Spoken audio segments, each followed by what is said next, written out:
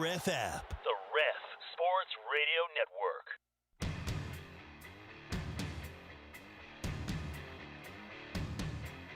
Are you ready for the best in Sooner football recruiting news? Then it's time to get locked in with Parker Thune and Grayson Singleton. You better lock it up. No, you lock it up. You lock it up. Lock it up. Whether you're a recruiting doomer or sunshine pumper, text the guys on the First Liberty Bank text line at 405-651-3439. And call your shot on the Riverwind Casino jackpot line at 405-329-9000. Do it! Just do it! Now, with Locked In, here's Parker Thune and Grayson Singleton. Man, we really do got a banger of a new intro, don't we? This intro's dope, man. I still remember we got so surprised when they threw that new intro on. By the way, last week, right? Yeah, last week they ran it for the first time. Yeah, it was last Thursday. Do you remember? Did you ever go back and watch the YouTube of that? Because I don't remember if it was Hattie who was producing our YouTube that day, but she threw us on camera while we were reacting to the new intro. Genius move, whoever it was. I bet that was some quality content. It was. I know. I was visibly reacting. Because you and I looked at each other. We're like, what the hell? Yeah, I didn't know that was happening. I didn't know they were rolling a new intro for us that day. But here we are, folks. This is the best in OU football and recruiting news. Here for an hour every single weekday afternoon on Locked In, which is brought to you by Dorsey Jones GMC in El Reno. Family owned and operated. Many of their employees have been with the company for 20-plus years, and they are eager to assist you through every phase of the buying process and provide you with excellent service thereafter, including half-price oil changes on Saturdays. So check out Dorsey Jones. Hit us up on the First Liberty Bank text line. You can bank like a champion with First Liberty Bank, and you can text like a champion by hitting us up at 405-651-3439. The vibes are starting off hot on this Tuesday. Outlaw Devil says, good afternoon, Parker and Grayson. You two are my favorite sports talk radio personalities. Thank you for the job that you do. Hey, we appreciate you, Appreciate Outlaw you, Devil. homie. We appreciate all of you that tune in every single day and make your voice heard, because if we had to fill the air with our own thoughts for an hour every single day, I don't know that it would be nearly as compelling. Yeah, no, this thing would go off the rails fast. So, we love you all. Here's where I want to start today, Grayson. The Sooners are expecting numerous big-time visitors this weekend for Future Freaks, as we have discussed. And the odds are good that by the end of the week, Oklahoma has more commitments, more guys on board in the 2027 cycle. Heading into the weekend, obviously they're in good shape with a guy like Gus Corsair from the state of Kansas, Tyson Ross also from the state of Kansas. Feels like a matter of when, not if, they land Jamison Roberts, the quarterback out of Alabama, Jalen Scott, his childhood buddy, 4-star safety.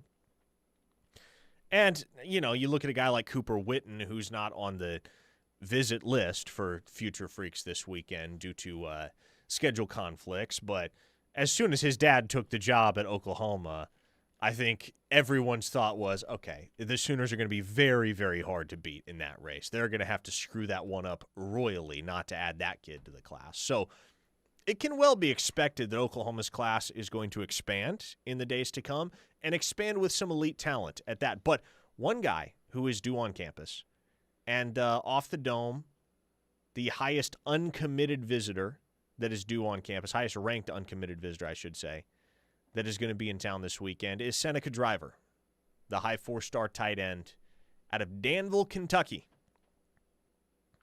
And Grayson, it does seem like nationally there's a growing sentiment that Oklahoma's presence in the Senica Driver recruitment is real. And the Sooners are a legit player here.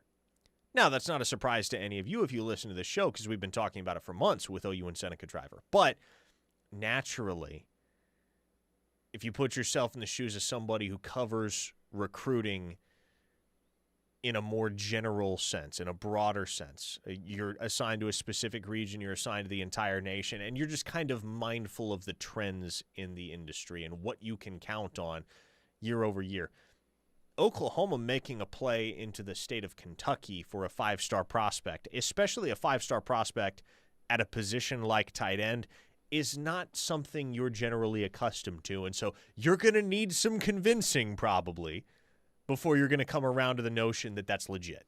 I mean, you would, but also, I don't know the answer to this question off the top of my head, but how many nationally coveted players come out of the state of Kentucky in the sport of football?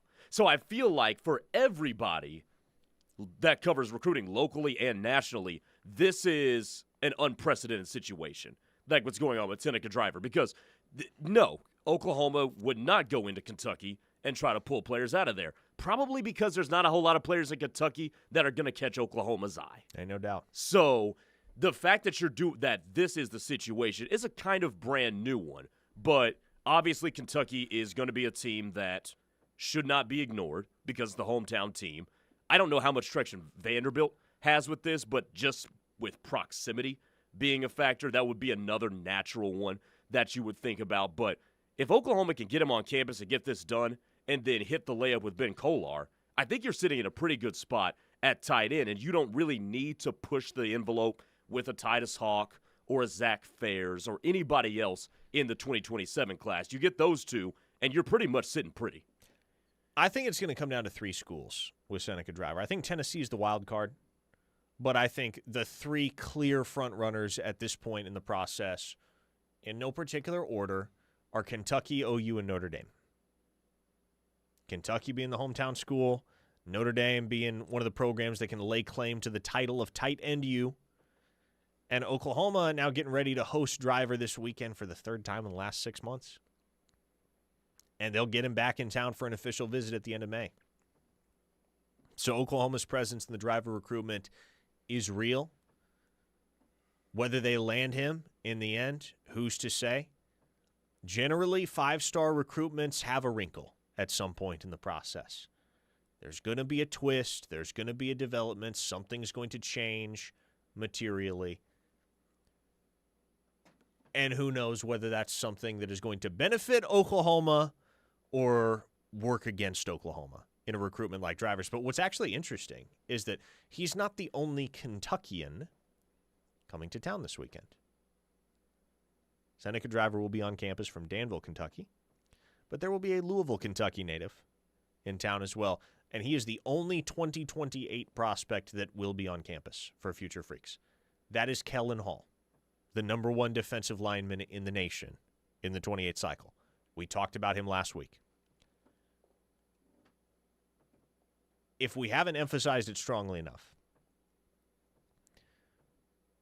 the nature of this weekend, the nature of this visit, the nature of this event for Oklahoma, is that they're going to put pressure on these guys. They're not going to cajole them, but they're going to do everything they can to make sure that some of these guys pull the trigger on Oklahoma this weekend. And they commit and they're done. And that's more realistic for some than others. But the reason Oklahoma's bringing in Kellen Hall, and Kellen Hall specifically, is because outside of Micah Rhodes, who's already committed, Kellen Hall is the one guy in the 2028 cycle that Oklahoma will absolutely say yes to all day, every day, if he wants to jump on board. Do I expect that? I do not.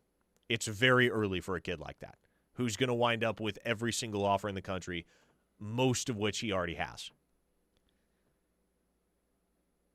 But it says a lot that he visited Oklahoma last summer for camp, and he followed back up with an in-season visit in the fall, and now he's coming back to town as the only 28 representative for Future Freaks. So even Micah Rhodes isn't going to come up? No. Okay. No, he is not. He'll be up later in the spring. But for Future Freaks weekend, you got a few commits that are going to be on campus in the 27 cycle to help prod their peers to jump on board. But as far as 28 is concerned, it is literally just Kellen Hall this weekend. Full court press on that kid as far as the 28 class is concerned. And he is deserving of it. Yeah, that he is. We talked about the stats last week. Yeah, 6'4", 225 in the class of 2028, along with the stats that we gave last week. I mean, 20-plus sacks. Or I'm sorry, 20-plus tackles for loss. Yeah. There you go. As a freshman in high school, as a 14-year-old freshman in high school. Which, by the way, I don't know if we said this when we talked about him last week. He plays a pretty decent offensive line, too. That he does. He's a superior athlete. Yes, he is. He is a superior athlete who's going to wreak absolute havoc in the defensive trenches wherever he winds up. And obviously, the University of Oklahoma would love for him to wind up at the University of Oklahoma. 405-651-3439 is the First Liberty Bank text line if you want to weigh in or fire a question our way. And Reformed Homer asks a question that I do want to get to here because it's relevant to where I was going to pivot next here with the conversation. And he asked, is the new trend to fill 90+% of the recruiting class long before actual signing day? Absolutely it is. Because for OU, what they've been able to do, the early success that they've experienced in the 2027 cycle has put them ahead of the curve for 2028. In talking to sources around the Switzer Center, here's where they're at right now. They know who they want in 2027. Obviously, they know who they already have, but they know who they want. They're focused on a dozen or so high-priority targets the rest of the way to close out the 27 cycle. They're not necessarily done making offers, but for all intents and purposes, they know and they understand what 85 to 90% of the class is going to look like in 2027. And what that has enabled them to do is more or less turn the page in the evaluation department to 2028. And in turn, what that allows them to do is be very intentional and targeted with who they invite to camp in June. Because in years past, Oklahoma's camps have been an open registration type of deal where, you might get some talented dudes on campus, some guys that hold offers, some guys that earn offers during camp, but 70 to 80% of the campers are going to be kids who, God bless them, they have no hope of ever playing scholarship football at the University of Oklahoma, and they're showing up so that they have the T-shirt, the Brent Venables football camp T-shirt. That, 10, 20 years from now, they'll be able to tell their kids, I camped with Brent Venables one time. My best friend's dad, who lives out in Shawnee, Oklahoma, lived a similar experience in the mid-'80s. He was never going to play at OU, but he got the opportunity to go camp with Barry Switzer, and it's a memory he carries with him to this day. There's nothing wrong with that. And shoot, Oklahoma makes some good money off open registration when you get kids that are paying a sign-up fee to come and camp with the staff. But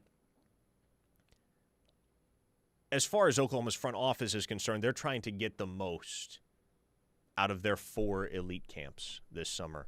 And what that means is inviting high-priority guys in the 2028 class to campus so that they can get familiar with everything, and guys that they like on tape in the 28 cycle that maybe they're not willing to offer until they see in person, or until they see them in person, I should say, and getting them on campus serves 2 purposes in that sense. Yes, you get an in-person look at them, but they also get to experience Oklahoma.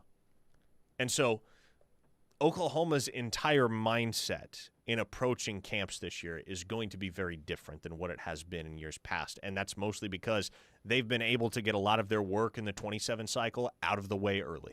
No, yeah, and when you can continue to turn the page to the future, you're ahead of everybody. I was looking this up because when I saw the question come in, I wondered, okay, is this going to become a national trend? Because Oklahoma has made it very clear that they want it to become a Sooner trend. So right now the Sooners have 13 commits. That's number 1 in the country. Mm-hmm. According to Rivals, there's only one other school that has double-digit commits right now, and that is Texas A&M with 10. Ohio State is just behind them with 9. So I'm interested to see going forward if more and more schools, I don't want to say put pressure on kids to commit earlier and earlier, but try to give them a reason to commit earlier and earlier. And if those numbers at this time in the calendar look a little bit higher, that way more people can start to make their evaluations on the future class. And I wonder if people take the Oklahoma model and the Oklahoma approach in this and say, all right, cool, we're going to do what they do and see if we can do it. Because I'll tell you what, if Ohio State wants to do it, given that they're always hovering around the national championship conversation, that could be a pretty lucrative strategy for them. Now, here's what I think, and I will always stand by this, and I imagine Jim Nagy and the Oklahoma front office are at the very least aware of this theme as well. But one of the things you see every single fall is you see late senior stock risers, guys that don't really break out, don't really bloom, don't really play their way onto P4 radars until their senior year. Taylor Wine is a great example of this. Taylor Wine, I think, had one offer going into his senior year, and it was not a P4 offer. And then by the end of the season, he had numerous P4 offers and was committed to Oklahoma.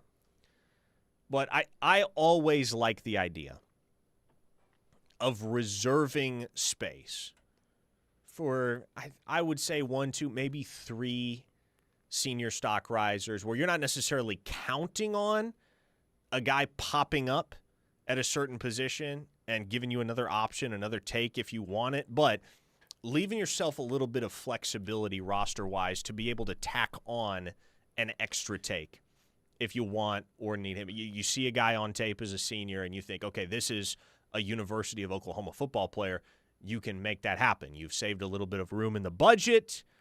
You've saved a little bit of room within the scholarship tally to be able to accommodate a guy like that. And we saw that last cycle, right? Yeah, we did with Christian Moore, the linebacker from the state of Alabama, who was committed to North Alabama before OU got involved. And we also saw Oklahoma utilize that same kind of flexibility because if you don't have the space, you can make it happen. Because what did they do that kind of surprised everybody? How do we want to term what happened with Ja'Cory Smith? Yeah, they dropped him. Okay, there we go. I didn't know if we could say that. Yeah, they dropped Ja'Cory Smith. So even if you don't necessarily have the room reserved and had set aside like what you just laid out, we've seen Oklahoma go cutthroat and make the room if they want to. Mm-hmm. Now, I don't think you will see that as prevalently, as frequently in the future because... Well, and yeah, you don't want to see that frequently. Well, exactly. But a guy like Ja'Cory Smith, for instance, he was a guy that already had an offer and was already a target, had a real strong relationship with the staff before the front office guys got to Oklahoma. And so they kind of inherited that whole situation with Ja'Cory Smith. And I think it was maybe April or May that he committed. It was still pretty early. They were still trying to get the board reorganized in a sense. And the front office had reservations about Ja'Cory Smith. They had reservations from the jump about his size and about his ability to play linebacker in the SEC. And those reservations just never really went away as the year progressed and as he played his senior season. And so, when it comes time to engage in the final negotiations and put pen to paper on a certain number, I think in cases like that, a kid might think he's worth one thing and that doesn't match up with the offer that a school like Oklahoma is going to put in front of him based on what they've seen and some of the concerns that they have about a kid like that. And so maybe it's a little bit too severe. Maybe it's a little too oversimplified to just say they dropped him. But well, basically, I mean, it is an oversimplification, but yeah, I mean, basically, he didn't. He was no longer a guy that Oklahoma was going to bend over backwards to keep in the class. Exactly. And he caught that drift, and he made a business decision, landed at Arkansas. Another guy that was kind of in the same boat, T-Ron Richardson, did the exact same thing. Decommitted from Oklahoma, landed at Virginia Tech. Works out for all parties involved in the end. Both those guys got to play Power 4 football, and Oklahoma got to allocate those resources that they would have sunk into those two recruitments elsewhere, where in the collective mind of the front office, those dollars are better spent. 405-651-3431. Wait, 34-39? 34-39. I don't know where 34-31 came from. It might just be that type of day, Grayson. You drink enough water? I probably have not had enough water Get enough today, sleep? And I think I might be getting sick. I woke up and my lymph nodes were all sore and swollen. I was like, oh, no. That's the allergies. Oh, no. I'm hoping it's the allergies, but allergies don't usually do that to me. Really? They do to me sometimes. Yeah, I'm at like a 6 out of 10 today, powering through. Hopefully I'll have recovered by tomorrow. But yes, 651-3439 is the First Liberty Bank text line. So hit us up with questions. Hit us up with your opinions. And Locked In will roll on next here on The Ref, the home of Sooner fans. Locked In is brought to you every day by Dorsey Jones GMC in El Reno. Dorsey Jones GMC is family-owned and operated with a knowledgeable, low-pressure sales staff here to help you through the buying process and half-price oil changes on Saturdays. Visit dorsey-jonesgmc.com for more information. Good times are calling your name at the Showplace Theater with acts like Chicago, March 13th. Randy Hauser, March 21st.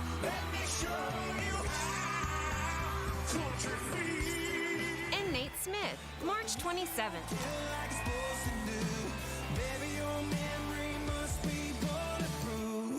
Riverwind is OKC's favorite casino experience. Hey, it's Tyler McComas with The Rush. Catch us every day from 3 to 6 p.m. Nobody covers Sooner football like we do, and the best way to stay tuned into the home of Sooner fans, no matter where you are, is with the KREF app presented by Warren Cat. Download the app from the Apple or Google Play Store and take us with you everywhere. Just search KREF in your app store and download today. The KREF app presented by Warren Cat, whatever the job, whatever it takes. No matter who you are or what your background, we here at Big Tobacco want you to know that we will never discriminate against any age, ethnicity, or gender. You can trust that we will tell you whatever lie is needed to convince you to try smoking. Our messaging will always think of you first. Lying to you. Right where you are. Because you are our number one customer. Big Tobacco wakes up every day ready to get you hooked. Help fight the lies at tobaccostopswithme.com. A program of T-Set. Oklahoma, Joseph Dabrowski, General Manager at Seth Wadley Chevy GMC in Pauls Valley. We know times can get stressful, and Seth Wadley Chevy GMC in Pauls Valley is here to make it count. That's why we're giving more money for your trade and giving way more than market value. Whether you need a Chevy or GMC, a heavy-duty, van, crew cab, cabin chassis, or any fleet vehicle, we have millions in inventory for you to choose from in all sizes and all trims. And with some of the biggest discounts and the lowest interest rates, that's something only an all-American brand from an Oklahoma-owned dealership can do. Oh, and if you have any challenges, just ask for me, Joseph Dabrowski, General Manager, to help your visit be one of the best you'll have anywhere. And you'll keep getting savings with Seth spending over $24 million and counting on a promise. Tell them, Seth. That's my promise of oil changes and engines for life on new or used gas or diesel at no additional cost to you. So get to the store with more at Seth Wadley Chevy GMC I-35 Exit 72 in Pauls Valley, or click SethWadleyChevy.com. Hey, it's Darian Oka for Totally Tickets. Hey, Ref Army, you looking for the best place to buy tickets to your next OU game, Thunder game, or the best concerts? My friend Mike, call him Fletch at Totally Tickets has you covered. Visit TotallyTickets.com to find your event today. Oh, and good news, Ref Army. Just type in the promo code KREF and get up to 10% off your purchase. Go to TotallyTickets.com now. They are the best.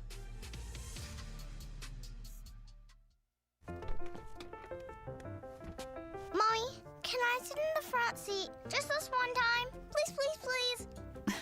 No, not yet. But why? Because I love you, and you're just not ready yet. Now, get in the back so I can get you in your car seat, please. Putting your kids in the right seat for their age and size is an act of love. Check that your kids are in the right seat at NHTSA.gov/the-right-seat. Love protects. A message from NHTSA and the Ad Council. Matthew. Huh? Oh, sorry. It's okay. I just need you to listen to me. I know that a lot of times, Mom, it might not seem like I'm listening to you, but I am. I hear you. And what you say really does matter to me. I mean, let's be honest. No kid likes rules, but I get why we have them. I hear you, and I know it's because you care. For more information about talking with your kids about underage use of alcohol and other drugs, visit underagedrinking.samhsa.gov.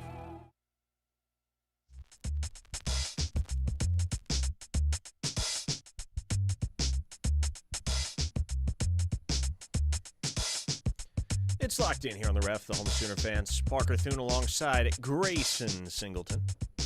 Hey, yo. First Liberty Bank text line open to you at 405-651-3439. Jason from Garland, Texas wants to know, have you heard any of the testing numbers for Jonathan Hatton? I've heard they are outrageously good. And, 3 guys, I'll say this much, 3 guys that have tested really, really, really well this winter from the freshman class. 2 of them are running backs. Not only Hatton, but DeZephan Walker as well. DeZephan Walker has opened a lot of eyes since showing up, but the third one would be Jacob Curry. That's not a secret. We've talked about that before. Jacob Curry's a really strong tester. Does he have what it takes physically and mentally to make an immediate impact at linebacker in Brent Venables' defense? Who knows? We'll track that throughout spring and obviously throughout fall camp as well. But athletically, Jacob Curry is a premium cracker. When we talk about testing, is this like combine type stuff? Basically. Okay. Yes. Gotcha. 40, high jump, broad 40s, jump, et yeah, cetera. verticals, yeah, that type of thing. All that type of stuff. Gotcha. Which obviously the front office at Oklahoma is big on. Yes, they are. Given their respective backgrounds. Mm-hmm. A 209 listener asks, what do you think a reasonable number for this class will be? I think 25 every cycle, and this is still the texter to be clear. I think 25 every cycle shows good roster turnover and retention. I know that's kind of a big number. That's just where I'm at. I agree with you in a sense. Here's where I stand on class size moving forward. I have to do the tally. I keep neglecting to do so, but I don't know offhand what Oklahoma's exact scholarship number going into 2026 is. I think it's around 90, 92, but it's not 105. It's not going to be 105 this fall. And I think for OU, it's going to be a gradual process of working that number up to 105. So I think 25 is a good baseline number. I do agree with that listener out of California on the text line. 25 is a good, solid baseline number. I wouldn't mind if the class is in the neighborhood of 27, 28, even 30 for the next 2 to 3 years specifically. Because if you're eventually going to work this roster up to 105 scholarship dudes, then ideally where you want to be making up ground on that 105 number, closing that gap to the 105 number, is with high school dudes as opposed to portal guys. Yeah, no, you don't want to do it with portal guys because you're facing more and more turnover on the roster because either they might potentially leave, especially when you're talking about filling out a 105. What if some of those portal guys are numbers 95 to 105? You know, now they're going to want to up and leave so they can get a shot on the field, and also they might graduate as well. Speaking of which, did you see Trent Dilfer's comments yesterday about the portal? I saw something like this, and then I saw somebody reply to it with the very appropriate response. But go ahead. And what did he say? So Trent Dilfer, obviously I think if you're a football fan, you're familiar with Trent Dilfer's name, former Super Bowl winning quarterback. Mm-hmm. But more recently, he was the head coach of the UAB Blazers for 2+ seasons. Got fired midway through year 3 this last fall. And Trent Dilfer appeared on Outkick. Where else was Trent Dilfer going to appear? Trent Dilfer appeared on Outkick to kind of give a post-mortem of his time at UAB. And these comments, like, very transparent, also kind of wild. Kind of wild that you would say these things out loud. And I'm reading here from Football Scoop's article, their synopsis of the Outkick interview. Said Dilfer noted how they played a bunch of freshmen early on with the plan to develop them and be good in the long term, but once those guys produced, they were gone to Power 4 programs offering them NIL money UAB simply couldn't compete with, which obviously that's the peril of coaching at a G5 school. You're handicapped by resources.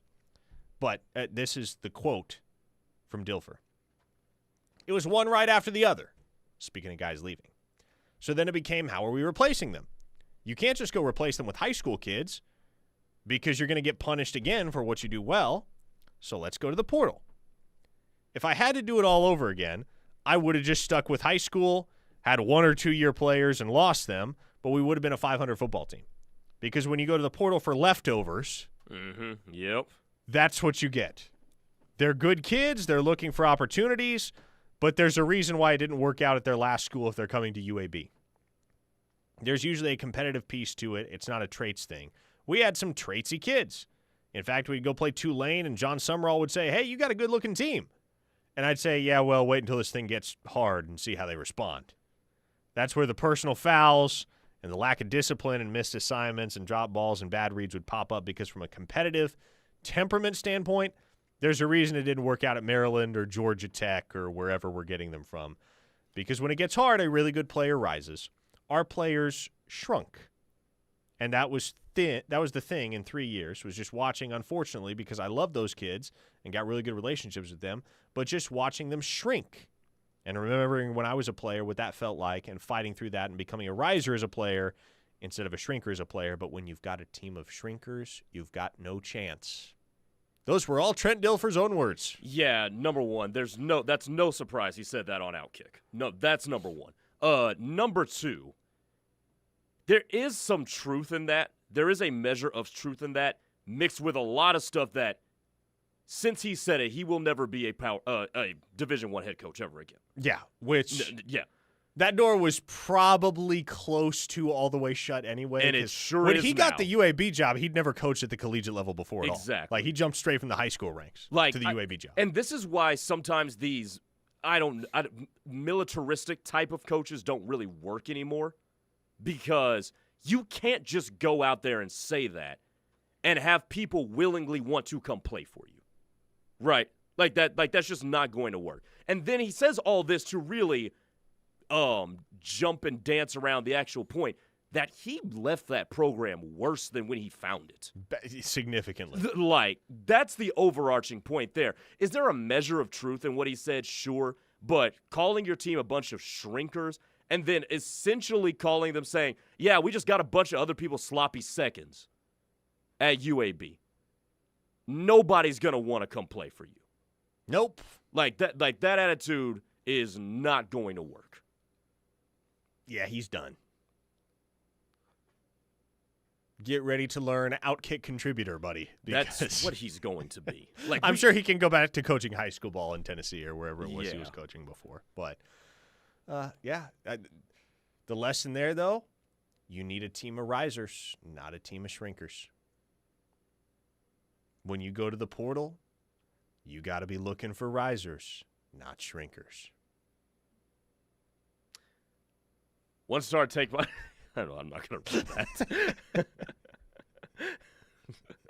The text line is having exactly the reaction that you would expect they'd be having to those comments from Trent Dilfer. Risers versus shrinkers. Chris in Knoxville says, I walk into my office and I hear sloppy seconds. What is going on? Yeah, this is locked in, Chris. This is what you sign up for on these airwaves every single day. 2-star Jay in Tulsa. Dilfer going on Outkick to air his grievances is actually less surprising than Dilfer going on Outkick and sabotaging his college current coaching career going forward. Yeah, his career's done. Yeah, he's not going to coach the collegiate level. And I'll tell you what, this too, Parker, because Trent Dilfer doesn't also strike me as dumb. Emphasis on does not strike me as that. He probably already knew that, which is why he was okay saying that publicly. Gunny says, there could be so many clips cut out of this segment and folks wouldn't think y'all was PKs. That's probably true. You know, at what point... No context is the best context. At what point does being a PK stop mattering and just like, yeah, I'm just living in the world? Yeah, I'm an adult now. I was a PK till I was like 21. Uh-huh. Now I'm an adult, living my own life. Hosting a radio show, talking about college football and recruiting. Chris from Knoxville says, oh, I'm aware, brother. Y'all have me wheezing at least once a week. It's good to hear, Chris. Glad we can keep you entertained during the 9 to 5. Anyway, where was I going with that whole UAB Trent Dilfer conversation? Oh, yeah, closing the gap to 105. You want to be adding those additional scholarships from the high school ranks instead of via the transfer portal, because the only cheap players in the transfer portal these days are players that are probably never going to see the field at Oklahoma. Yes. Or the types of players that if they are seeing the field at Oklahoma, something has gone horribly wrong. Mm-hmm.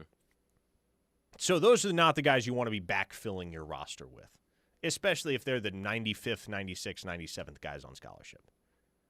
If you're going to offer scholarships to 95th, 96th, 97 type dudes, you want those to be freshmen that are going somewhere developmentally. Yeah. They won't be players year one. Maybe they won't be players year two, But year 3, you might have a little something cooking. Yeah, exactly. And that's why you want them at the back end of that roster, because when you talk about roster retention and building a culture and instilling development, those are the guys you want at the back end of the roster, not guys who are what's the word I'm looking for? Shrinkers? No. Desperately trying to find a home for themselves. Because then they'll just jump all over the place, or they'll run out of eligibility, and you'll have to be done with them because of that. Mm-hmm. I like the way Jim Nagy's building this thing. I like the fact that they didn't feel the pressure to just jump to 105 right off the bat and take 105 scholarship guys for the 2026 season just for the sake of having 105 scholarship guys. There aren't going to be 105 scholarship dudes that see the field all in the same season anyway. I would say probably the top 50, 60 guys are going to play anything more than a garbage time snap here or there. Yeah. And so roster management is one area in which I think there's a lot of strength and a lot of experience that's been demonstrated in the way that Oklahoma under Nagy has operated over the course of last year. So I like it. Two-star Jay in Tulsa said, it sounds like all of Dilfer's portal guys were swimming in the cold end of the pool. And on that note, let's send it to break here, folks. Keep hitting us up on the First Liberty Bank text line, 405-651-3439. One final segment to come. We'll keep talking Cruton and OU football with y'all via the text line. On the other side, this is The Ref, the home of Sooner fans. Hey, Sooner Nation, Coach Stoops here. You're listening to The Ref, the home of Sooner fans. For 3 generations, the John M. Ireland & Son Funeral Home and Chapel in Morris continued to serve the community by giving back to local schools, charitable organizations, and first responders. We provide pre-planning for funerals and cremation services at the most reasonable prices. We are proud to be a family-owned and operated funeral home. Award-winning funeral home year after year, our family believes in serving the people of our community. I'm John Ireland. And I'm Solon Daniels. You've got our word on it. Are you ready for spring sports season? Gear up like a champion with Balfour & Norman's exclusive apparel for OU softball, baseball, and gymnastics. From the diamond to the gym, we've got the latest shirts, hats, and fan gear that show your Sooner pride in style. Whether you're cheering in the stands or repping your team around town, Balfour of Norman has you covered. Visit us today on Campus Corner or online at crimsonproud.com. Balfour of Norman, where you'll find everything Sooner. When it comes to buying a home, you need a winning game plan. At Stride Bank, our mortgage team helps you get from kickoff to closing with competitive rates, local expertise, and personalized service. Whether it's your first home or your forever home, we'll be right there on the field with you. Learn more at stridebank.com. Stride Bank, member FDIC, equal housing lender. Stride Bank on your team since 1913 with Oklahoma roots and nationwide reach. Are you in need of purchasing your own health insurance? Are you turning 65 and confused about Medicare? Are you an employer looking at offering benefits to your staff? Call the agents at Allison Insurance. They'll sort through the confusion. They're not captive to just one company, and they'll get the best option for you. Don't get frustrated. Call Allison Insurance at 800-580-5587 or 745-2968. Allison Insurance. They are the experts. The big dance and big-time prizes are almost here from the home of Sooner fans. Mark your calendars on Monday, March 16th for the Refs' 25th annual 60-18 giveaway at the newly renovated Buffalo Wild Wings in Moore off 19th Street. From noon to 7 for your chance to win with the big dance or one of our many instant prizes. The Refs' 25th annual 60-18 giveaway is brought to you by Riverwind Casino, Armstrong Bank, the Central Oklahoma Buick GMC dealer, Buffalo Wild Wings, Mitchell's Jewelry, First Liberty Bank, McIntyre Law, Fowler Automotive, Cavens Group, First United Bank, Signature Custom Pools, DM Wealth Management, Alliance Bank, Signature Pool and Patio, Great Nations Bank, and many more. That's the Ref's 25th annual 68 team giveaway, presented by Riverwind Casino, the Central Oklahoma GMC dealers, and Buffalo Wild Wings on Monday, March 16th. The Mont invites you to come by and enjoy our high-quality food and drinks in our historic atmosphere. The Mont has won numerous awards, including Best Restaurant in Norman, Best Appetizer for our great queso, Best Exotic Drink for the original swirl, the Best Patio Dining for our beautifully landscaped patio. Come see the Town Tavern OU football scoreboards dating back to 1947. We'll see you at the Mont on the corner of Boyd and Classen, or call us at 329-3330. New look, new owners, same great service. Fuson Tag Title and License has everything you need. Car tag renewal and registration, title transfers, drive testing, boat registration, driver's license, and real ID.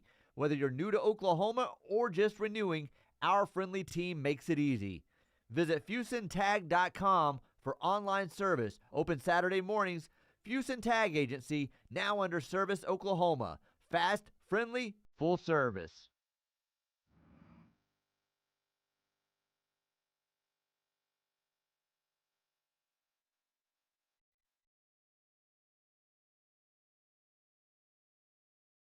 Final segment of Locked In here on the Ref, the home of Sooner fans on this fine Tuesday afternoon. A 580 listener hit us up on the First Liberty Bank text line at 405-651-3439 and asked, hope you guys are having a good Tuesday. I've got two questions. One, how does one get a cool name instead of being referred to as a listener in the 580? You tell us what you'd like us to call you. Just give us your name. We'll make sure we save your contact. Question number two. What's the Twitter hype by Jim Nagy and Stacey Ford about? Well, obviously Future Freaks is on the horizon for Oklahoma. We've talked about the reality that the Sooners class will likely be expanding in the days ahead, and I will simply say it is pertinent to that. It is pertinent to that. There will be good news forthcoming for the illustrious University of Oklahoma, specifically when it comes to football recruiting. Papa Boganowski says, a radio record has been set today. Most uses of the word shrinkers in a single show. I would imagine that is true. Yeah. I can't imagine there has ever been reason for two other radio hosts to use the word shrinkers as many times as we have used it in the last 10, 12 minutes alone. Shout out to Trent Dilfer for being the originator of that whole conversation. A verified source says, I never got to pick my name, LOL. Well, if you want to change it, just let us know. Just let us know. Here's the great thing about interacting with us on the text line, folks. We do actually interact with, I shouldn't say all of you. We try to interact with all of you. We get too many texts. We do our best to interact with all of you. No, we hate some of y'all. Some days we are more successful than others, but we do love hearing from you and answering your questions because ultimately we want to talk about what you guys want us to talk about. So you got questions that you need answered? Hit us up via the First Liberty Bank text line. Again, 651-3439. Jim in Arlington says, Parker, a little history lesson. Barry Switzer and his staff would over-recruit just to keep some of the good ones away from Texas back in the day. That's true. That's true. Coach Switzer's talked about that. And you could do that back. I mean, Nick Saban was still gray-shirting dudes at Alabama in like the mid-2010s. The gray shirt, for those unfamiliar, was a phenomenon where you'd essentially sign a kid and he wouldn't have a scholarship for a year, but then he'd get on scholarship his second year on campus. So he'd basically take a red shirt year and would have to pay his own way for a single season. But year number 2, you got to be on scholarship at the University of Alabama, which was pretty alluring to a bunch of guys that could otherwise have gone and played at places like, I don't know, Vanderbilt, Georgia Tech, Louisiana Lafayette. Like, yeah, much rather gonna want to take a gray shirt spot at a place like Alabama than an immediate scholarship at a school such as those. Recruiting Boomer says, I got to halfway pick my name. That's not true.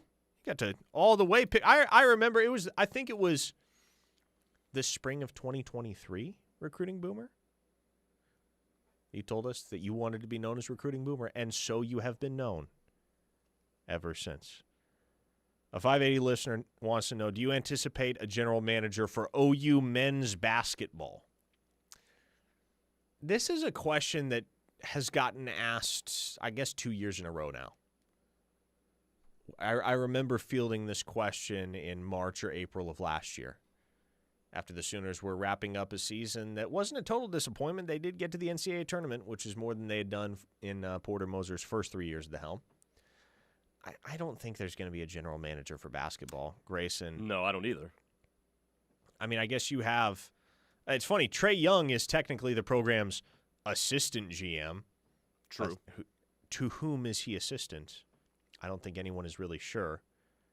Also, Trey Young, in terms of his role within the athletic department as assistant GM, I'm not even sure anyone knows what that consists of on a day-to-day basis. He's an NBA player, so it's probably more of like a nominal role. I was like, it almost else. seems honorary. Exactly. But can I tell you why I don't think there's going to be a GM? By all means. If you're going to tell me that the university is going to be the second to last spender in the SEC on basketball, and then they're going to pay a GM, that kind of seems like you're hustling backwards a little bit. So that's why I can't see it, just because there hasn't been a marked investment in the program for me to warrant, oh, yeah, let's bring in a GM to see if we can take this over the top. Somebody on the YouTube chat who goes by, oh, hey, guys, asks, if I donate $10 to the Super Chat, will Parker read a question in Grayson's voice, and will Grayson read a question in Parker's voice? I'm not very good at doing impressions, and Grayson doesn't have, I don't think either of us has a voice that's like easily like subject to impressions, you know? Sure. There are certain people, i.e. John Gruden, Bill Belichick, Jameis Winston. The biggest and most obvious is like Donald Trump. Yeah. But there are certain people that have a very distinct manner of talking that's easily mimicked. Oh, I could mimic you. You could? Yeah, I could. Oh, boy. I don't know. Especially your cadence. Oh, boy. I don't know if I want that or not. Anyway. Hey, guys on the YouTube chat. Give me a question. I'll read it in Parker's voice.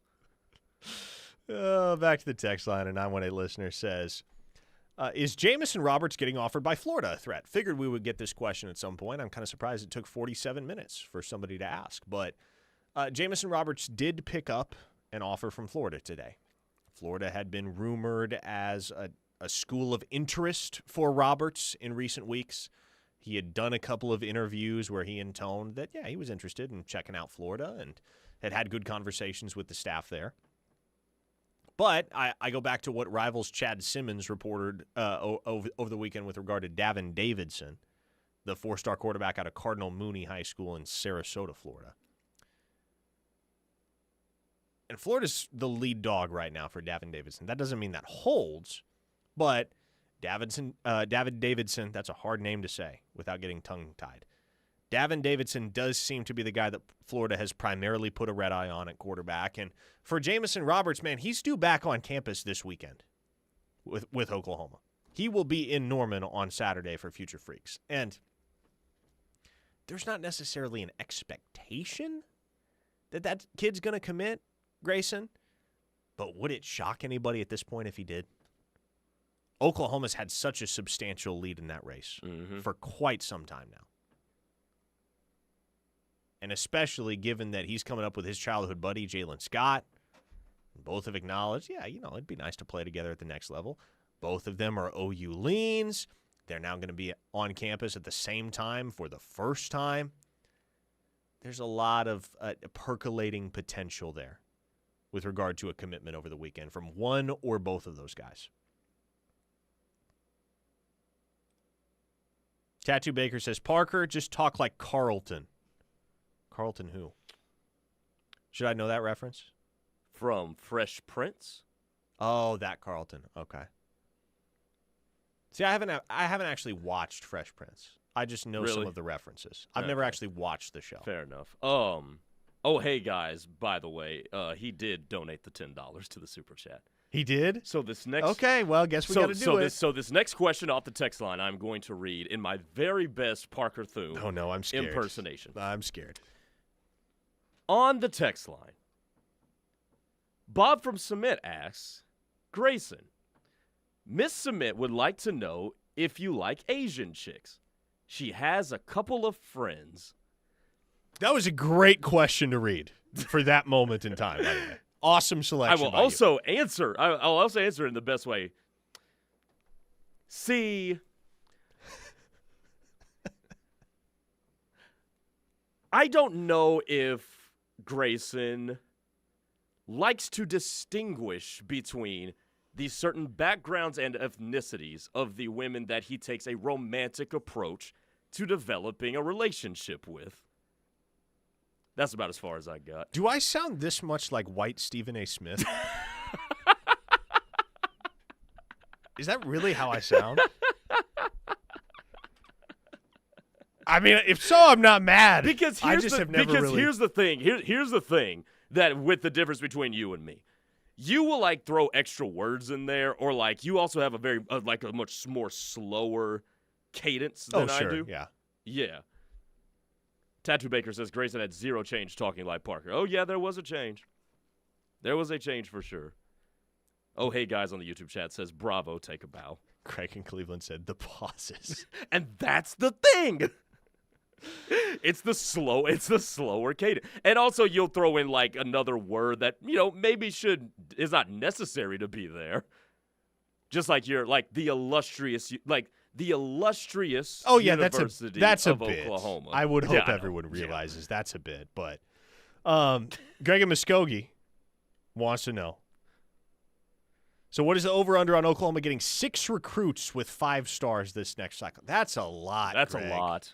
That's a lot. Okay, so they have 2 right now. Well, according to Rivals, 1. According to Rivals, 1. Caden Penny is a top 32 guy. So if that holds to the end of the cycle, he would be number 2. Like, they have 2 commits right now that are in 5-star territory, in Hackett and Penny. We all expect that they're going to land Cooper Whitten. How could you not have that expectation? He would be number 3. In addition, I would say they're the leaders right now, the slight leaders. I think they have the edge in Seneca Driver's recruitment. That could potentially be 4. And then, like, if you nabbed Gabe Osborne at Mustang and he continues to rise, that could possibly give you a path to 5. I think that's as good as it gets. Yeah. I don't know if there will ever be a cycle where Oklahoma signs more than 5 stars, because then you have to factor in these days the financial factor. That's exactly what you had. That's the differentiating factor between today and 10 years ago, is there enough money to go around to accommodate 5 stars or more? Cooper Hackett, Caden Penny, those are high-dollar guys. Yes. Seneca Driver and Gabe Osborne are going to be high-dollar guys. You're probably going to be able to get Cooper Whitten at a discount just because of the relationship there. Now, that doesn't mean you're going to be able to pay him $30,000, but money's probably not going to be what makes the decision, makes or breaks the decision for Cooper Whitten. And Gabe Osborne is the one I'm watching here, because I think that could become an actual bag war. Yeah. I mean, just look at who. I mean, Texas is involved. Ohio State is involved. I mean, those are programs that not only have the cash but are not shy about deploying it. It's going to be a fight for that kid.